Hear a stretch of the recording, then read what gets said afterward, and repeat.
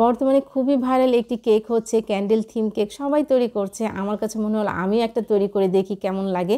আর যেহেতু আগে কখনো তৈরি করা হয় নাই, তাই আমি আপনাদের সাথে শেয়ার করলাম যে এই কেকটা তৈরি করতে আমি কি প্রবলেমে পড়েছিলাম আর কীভাবেই বা আমি কেকটা তৈরি করেছি। তার জন্য আজকে আমি এটা আপনাদের সাথে শেয়ার করছি। আমি প্রথমে একটা বড় কেক তৈরি করে নিয়েছিলাম, আর সেটা একটা কাটার দিয়ে কেটে নিয়েছিলাম। যেহেতু আমার এত ছোট মোল্ড নেই, তার জন্য আমি এরকম কাটার দিয়ে কেটে নিয়েছি।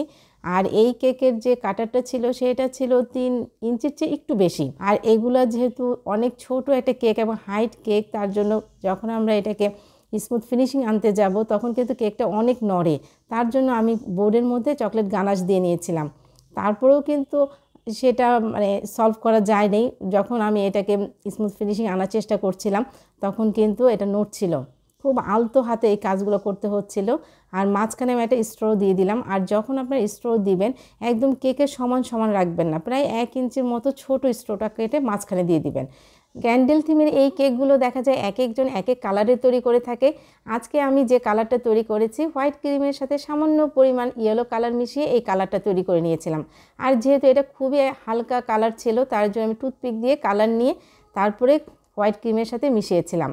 এতে করে দেখা যায় যে কালারটা সুন্দরভাবে আসে। আর যদি আমি এভাবেই দিয়ে দিই 1 ফোঁটা করে, তখন দেখা যায় যে অনেক বেশি পরিমাণে কালার চলে আসে। আর সবসময় আমি এই কাজটা করি, যখন হালকা কোনো কালার তৈরি করি তখন আমি টুথপিক দিয়েই কালার দিয়ে থাকি। কারণ কালার যদি একবার বেশি হয়ে যায় সেটাকে হালকা করা অনেক বেশি টাফ হয়ে যায়, তখন ক্রিমের পরিমাণ কিন্তু অনেক বেশি লাগে। আর এই ছোট কেকগুলো স্মুথ ফিনিশিং আনতে একটু সময় লেগেছিল, যেহেতু কেকটা অনেক ছোট ছিল আর কেকটা একটু হাইট ছিল। যখন আমি ফিনিশিং আনার চেষ্টা করছিলাম কেকটা খুব বেশি নড়ছিল। আর ছোট কেকটা কিন্তু ততটা বিরক্ত করেনি। কেক দুটোকে ফাইনাল ফিনিশিং আনার পর নর্মাল ফ্রিজে রেখে দিয়েছিলাম ঘন্টাখানেকের জন্য।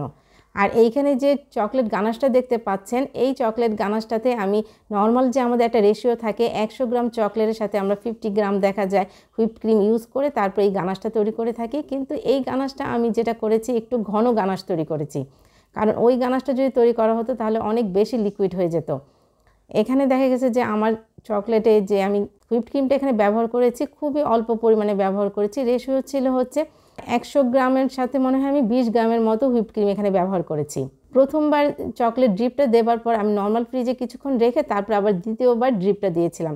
এতে করে আমার কাছে মনে হচ্ছিল যে এটা দেখতে বেশি রিয়েলিস্টিক লাগছিল। আপনারাও চেষ্টা করবেন প্রথমবার দিয়ে ফ্রিজে রেখে তারপরে দ্বিতীয়বারে চকলেট গানাশ দিতে। কেকটা যেহেতু অনেক বেশি ঠান্ডা ছিল, তার জন্য যখন আমি এখানে চকলেট গানাশ দিয়ে ড্রিপ দিচ্ছিলাম খুব সুন্দরভাবে সেট হয়ে যাচ্ছে। আর আমি দেখে দেখে নিচ্ছিলাম যে কোথায় ড্রিপগুলো দিলে ভালো লাগবে, সেভাবেই দিচ্ছি। এই কেকটা তৈরি করার সময় আমার যেটা মনে হয়েছে, এই কেকটা কখনো আমি মনে হয় অর্ডার নিতে পারবো না, অর্থাৎ ডেলিভারি দিতে পারবো না। কারণ এই কেকটা যেহেতু অনেক ছোট এবং হাইটে একটু বড়, কেকটা কিন্তু নড়ে। আর অনেকক্ষণ ফ্রিজে রাখার পর এটা সেট হয়ে গেছে, কিন্তু যখন এটা আমি ডেলিভারি দিতে যাব সেটা তো আর এরকম সেট থাকবে না। সম্পূর্ণ কেকটা যখন ডেকোরেশন শেষ করে ফেললাম, আমার কাছে কেকটা দেখতে খুবই সুন্দর লাগছিল, একদম রিয়েলিস্টিক লাগছিল। আপনাদের কাছে কেমন লাগলো অবশ্যই কমেন্টস করে জানাবেন।